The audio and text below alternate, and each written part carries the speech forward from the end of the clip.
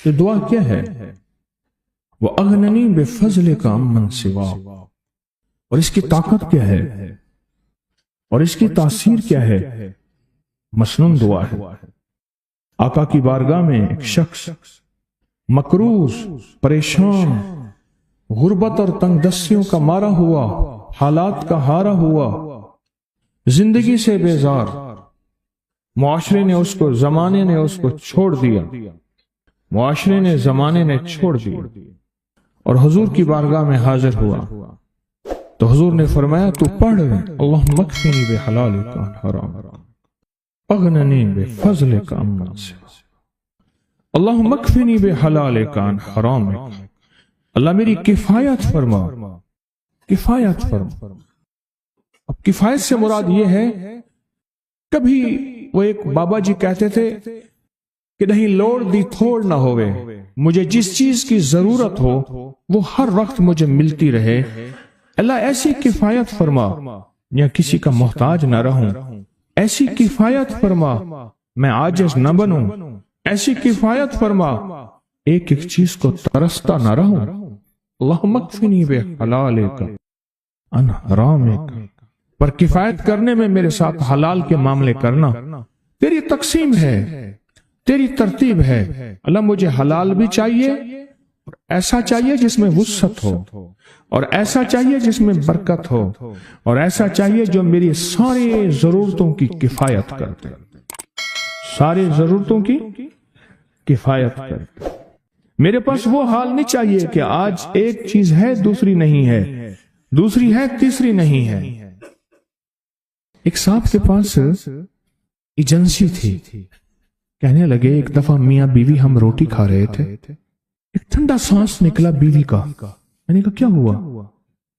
کہنے لگے کہ جب میدا ٹھیک تھا تو کھانا نہیں تھا، اب بیماریاں روگ لگ گئے ہیں، کھانے لاجواب ہیں، اس وقت غربت تھی، تنگ دستی تھی، دل چاہتا تھا کھانے کو، طبیعت چاہتی تھی راحت کو، اب وہ نہیں ہے، اور جب سے یہ دعا پڑھی ہے پھر رب نے وسعت کے دروازے کھولے۔ اس نے ایک وہ ایجنسی لی تھی جو کوئی نہیں لیتا تھا، بالکل کوئی ایسا ادارہ تھا جس کا سارا نظام ختم ہو چکا تھا، وہ ایجنسی لی جو کوئی نہیں لیتا تھا، اس نے لے لی، سستی ملتی تھی، لیکن اس کے ساتھ قدرت کی طاقت تھی، قدرت کی قوت تھی، اللہ کا نظام اس کے ساتھ تھا، اللہ کا نظام اس کے ساتھ تھا۔ اللہم اکفنی بحلالک عن حرامک، میں اللہ مجھ سے تجھ سے وہ رزق نہیں مانگتا جو میرا اور میری نسلوں کی کفایت نہ کرے، اللہ وہ رزق مانگتا ہوں جو کفایت کرے، پر حلال مانگتا ہوں، طیب مانگتا ہوں، طاہر مانگتا ہوں، مطہر مانگتا ہوں، حرام نہیں مانگتا۔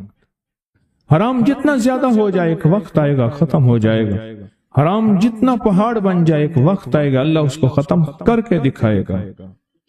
میں نے ایک جگہ حضرت عبداللہ بن مسعود رضی اللہ تعالیٰ کا فرمان پڑھا، وہ بس ایک دفعہ پڑھا، مجھے نہ بھولا، پھر فرمایا سود کا انجام تنگ دستی اور فقر ہے۔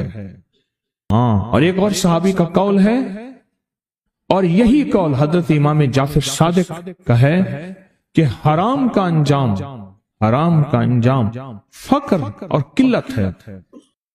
اللہ مجھے حرام نہیں چاہیے، اور پھر اللہ کہتا ہے اچھا چلو ٹھیک ہے تیری کفایت کر دے، تو پھر اللہ سے ایک بات اور بھی مانگتے ہیں، آگے ذرا سنیں، وَأَغْنَنِي بِفَضْلِكَ، مولا مجھے غنی کر دے، مجھے پتہ ہے تیرے فضل سے کوئی غنی ہوگا، محنت کر کے غنی کوئی نہیں ہوگا۔ کیا کمال دعا ہے، وَأَغْنَنِي بِفَضْلِكَ، اغننی، مجھے تیرے فضل سے غنی ہونا ہے۔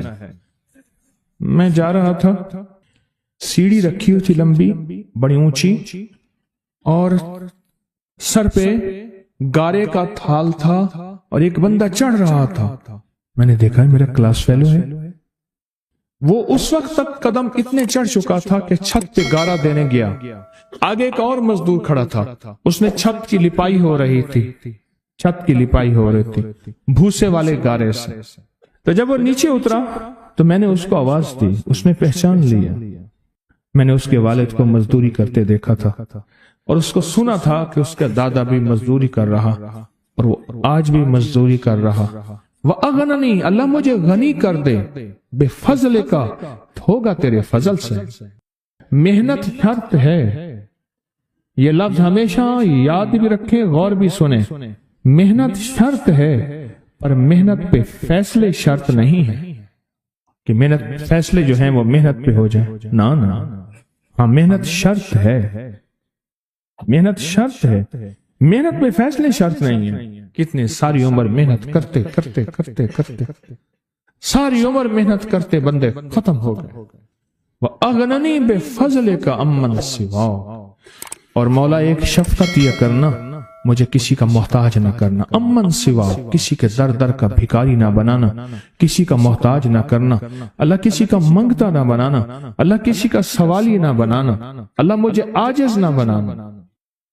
وَأَغْنَنِي بِفَضْلِكَ عَمَّنْ سِوَاكَ، اتنی طاقتور دعا ہے، اور دعا کے اندر کی طاقت کو پرکھیں، اندر کے مفہوم کو دیکھیں، اندر کے ترجمے کو دیکھیں۔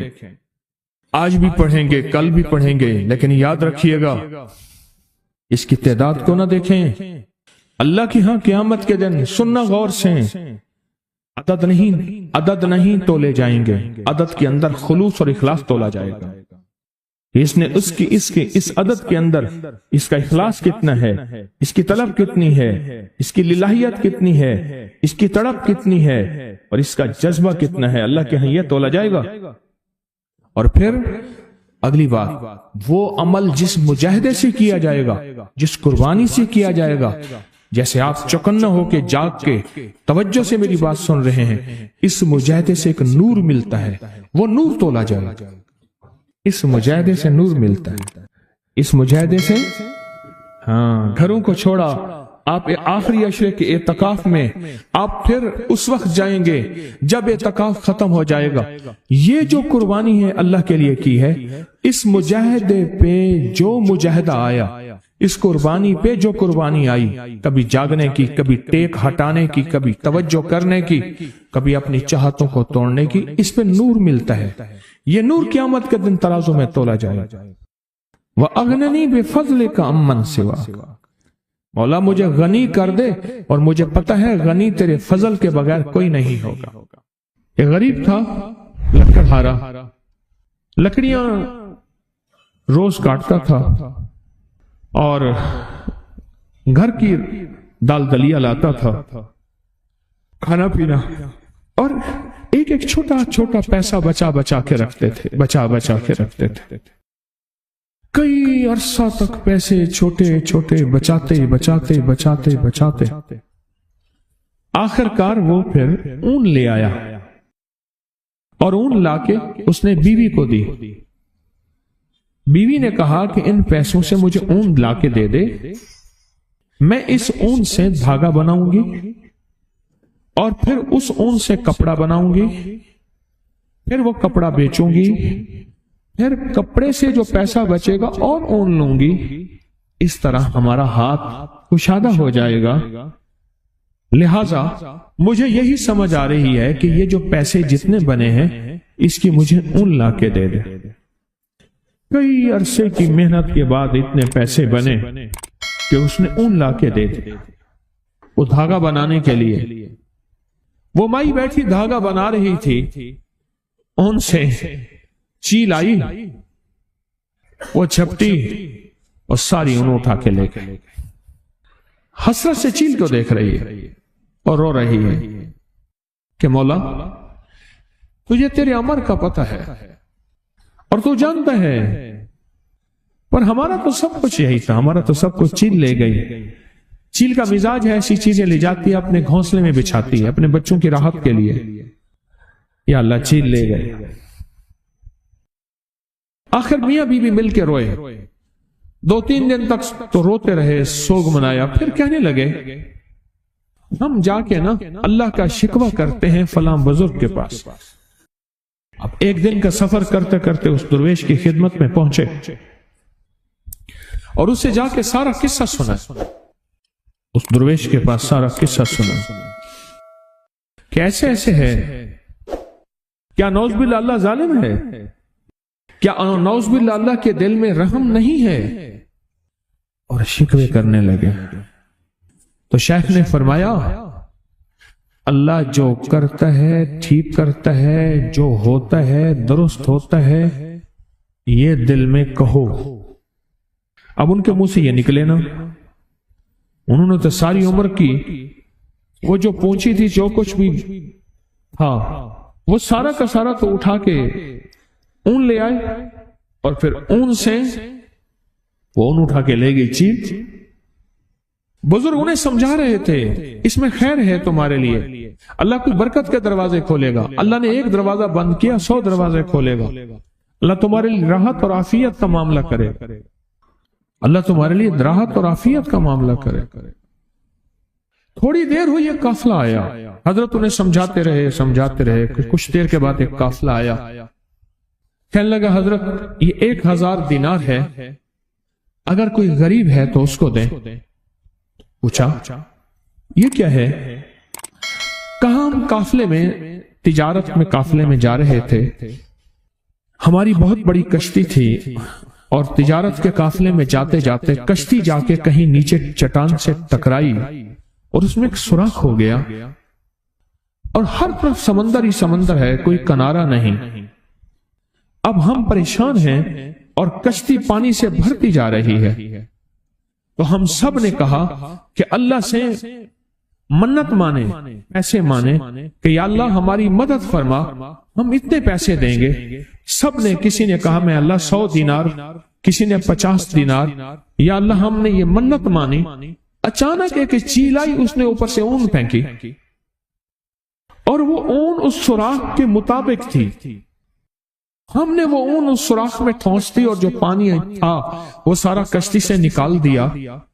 اب ہم کنارے پہ پہنچے تو اس علاقے میں ہمیں پتا چلا کہ ہم نے پوچھا کوئی درویش ہے اللہ والا؟ انہیں کہا فلاں درویش ہیں. ہم نے کہا انہیں دے دیں، ورنہ کسی اور بندے کو وہ کھا جائے گا. انہیں دے دیں، یہ کسی غریب ضرورت مند کو دے دیں. انہیں کہا یہ بیٹھا ہے ضرورت. تو ان سے پوچھا کہ آپ یہ بتاؤ کہ آپ کی اون کتنے کی تھی؟ اس نے کہا اتنے ٹکے کی، اتنے آنے کی، اتنے پیسے کی، اتنے روپے کی، بس اس سے زیادہ نہیں تھی. فرمایا یہ 1000 دینار ہے، اور دینار سونے کا ہوتا ہے، درہم چاندی کا ہوتا ہے. یہ 1000 دینار ہے. اب ان کی کہانی سن لی. اب انہیں کہا تو اب انہیں اپنی کہانی سنا. اب انہوں نے سنائی کہ میں لکڑ ہارا، اور میں غریب، اور روزانہ لکڑیاں، اور میری کمر چھل گئی لکڑیاں اٹھا اٹھا کے. میں نے پائی پیسہ اکٹھا کرتے کرتے آخر کار میری بیوی کو میں نے اون لا کے دی، اور اون سے ہم نے سوچا کہ دھاگا، اور دھاگے سے پھر کپڑا، اور کپڑے کو بیچ کے اور پھر نئی اون، اور اس طرح ہمارا جو ہے کچھ سلسلہ چل پڑے گا. اچانک چیل آئی، اور اس چیل نے آ کے ساری اون کو کھینچا اور اٹھا کے لے گئی، اور ہم کئی دن تک روتے رہے. اب ان کے پاس آئے ہیں، ہم یہ شکوہ لے کے آئے ہیں کہ نعوذ باللہ اللہ تو ظالم ہے. تو بتا، اب یہ باتیں ان کی سنی. تو شیخ نے فرمایا اب بتاؤ اللہ کیا ہے؟ کہا اللہ ارحم الراحمین ہے. اور توبہ کی کہ اللہ ہم توبہ کرتے ہیں، تیری شان میں گستاخی کر بیٹھے، تیری کریمی کو ہم نے جانا نہیں، تیری اداؤں کو پرکھا نہیں، تیرے کرم کو ہمیں پہچان نہیں. اور دوسرے لفظوں میں اللہ تیرا تعارف نہیں، تیری معرفت نہیں. معرفت تعارف سے ہے. معرفت کس سے ہے؟ تعارف سے ہے. کیوں کہتے ہیں اے اللہ ہمارے دلوں کو اپنی معرفت کے لیے قبول فرما؟ کیا کہتے ہیں؟ اے اللہ ہمارے دلوں کو اپنی معرفت کے لیے قبول فرما. ہمارے پاس ہم معرفت نہیں رکھتے، ہمیں اللہ کا تعارف نہیں ہے، ہم اس کی ادائیں نہیں جانتے، اس کی بے نیازی نہیں جانتے، اس سے عطا کرنے کا انداز نہیں جانتے. اس کی ایک وجہ ہے، پہلے دن سے ہمیں نہ ماں نے، نہ باپ نے، نہ بڑوں نے، نہ ہمارے استاد نے، نہ ہمارے کسی نے اللہ کا تعارف نہیں سکھایا. کہ اللہ ہے کیا اور اللہ کیا ہستی ہے اور اللہ سے مانگنا کیسے ہے، اللہ سے منوانا کیسے ہے، اللہ کے سامنے فریاد کیسے کرنی ہے اور اللہ کے سامنے درخواست کیسے کرنی۔ مجھے لوگ کہتے ہیں، میں روز ٹیلی فونک پروگرام سنتا ہوں، مجھے لوگ کہتے ہیں، آپ بھی سنیں، ریکارڈنگ پڑی ہوئی ہے کہ آپ نے ہمیں اللہ سے ملوا دیا، آپ نے ہمیں اللہ کا تعارف کروا دیا، اس سے پہلے ہم مسلمان تھے پر پتہ ہی نہیں تھا کہ ہوتا کیا ہے مسلمان اور کرنا کیا ہوتا ہے۔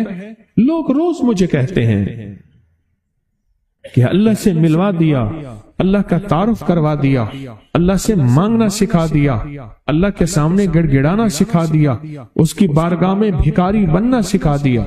اس دن ایک بندہ مجھ سے کہنے لگا، اس نے کہا، ایک صاحب کہنے لگے کہ میری بہت سارے بچے ہیں، میری بچیاں ہیں، میں غریب ہوں، میں ضرورت مند ہوں۔ اس نے کہا، بندے نے کہا، میں نے اس کا ماہانہ ادھر سے بھی لگوا دیا، ادھر سے بھی لگوا دیا، اور اس کو کہا پریشان نہ ہو، تو دیانتداری سے خدمت کر، تیرے بچوں کا مسئلہ بھی انشاءاللہ حل ہو جائے گا، ان کی شادی ہاتھ پیلے کرنے کا مسئلہ کوئی نہیں ہے۔ وہ صاحب کہنے لگے، میں نے ایسے کئی کام کیے ہیں، بچیوں کی شادیاں کروائی۔ کہنے لگے جب اس کو تونگری مل گئی، ادھر سے بھی ماہانہ لگ گیا، ادھر سے بھی ماہانہ لگ گیا، ایک دم گم ہو گیا اور واپس پچھلی زندگی پہ چلا گیا۔ وہ کھیل کود، تاش، ساری رات جاگنا اور وہ غفلت اور غیر ذمہ داری زندگی پہ چلا گیا۔ اس نے فوراً اس بابے کی بات یاد آئی، اس نے کہا اس کو بند کرو، اس کا ماہانہ بند کرو۔ وہ کہنے لگے، مجھے انہوں نے اپنا واقعہ سنا ہے سارا، کہنے لگا فوراً میں نے وہ بند کرایا۔ میں نے کہا نا، اس کو اللہ نے اس حال میں رکھا ہے، اللہ سے زیادہ مجھے سمجھ میں نہیں، یہ اس حال میں ٹھیک ہے، اللہ کہتا ہے تو اس حال میں ٹھیک ہے۔ اللہ کو پتہ ہے اگر اس کو اس حال سے ہٹا دیا، اپنی دنیا بھی برباد کر بیٹھے گا، آخرت بھی برباد کر بیٹھے گا۔ اپنی زندگی میں اگر راحت، رحمت، عافیت چاہتے ہیں، ایک تو اس کی تقسیم کے اوپر، میری بات پہ غور کریں، آج اون والا واقعہ، ایک تو اس کی تقسیم پہ راضی ہو، بس اس نے مجھے جو تقسیم دی ہے، مجھے غربت دی ہے، اس کو امارت دی ہے، دو سگے بھائی ہیں، ایک کو مال دیا ہے، اس کو دولت دی ہے، ایک کو نہیں دیا، ایک کو دے دیا ہے، اس کے تقسیم پہ راضی ہو۔ اس کو کہتے ہیں تسلیم و رضا، کہ اللہ تو نے مجھے جس حال میں رکھا ہے، رضیت باللہ ربا، میں مولا میں راضی ہوں، میں ہر حال میں راضی ہوں۔ ایک بزرگ تھے، ان کو سخت تکلیفیں اور بیماریوں نے گھیر لیا، تو وہ ہر وقت کہتے تھے اللہ تیرا شکر، اللہ تیرا شکر، اللہ تیرا۔ کسی نے پوچھا حضرت کوئی دنیا کا دکھ، غم، غربت، تنگ دستی نہیں جو آپ کے پاس نہ ہو، اور پر ہر وقت کہتے ہیں اللہ تیرا شکر؟ پتہ کیا جواب دیا؟ کہا اس لیے شکر کرتا ہوں، اللہ نے مجھے کسی بہت بڑی بیماری تکلیف میں مبتلا کیا ہے نا، اللہ نے کسی بہت بڑے گناہ میں مبتلا تو نہیں کیا، میں اللہ کا شکر ادا کرتا ہوں، میں اللہ کا شکر ادا کرتا ہوں۔ جو تقسیم ہے اس پہ راضی ہونا، اور جو دنیا کی تقسیم پہ راضی ہوگا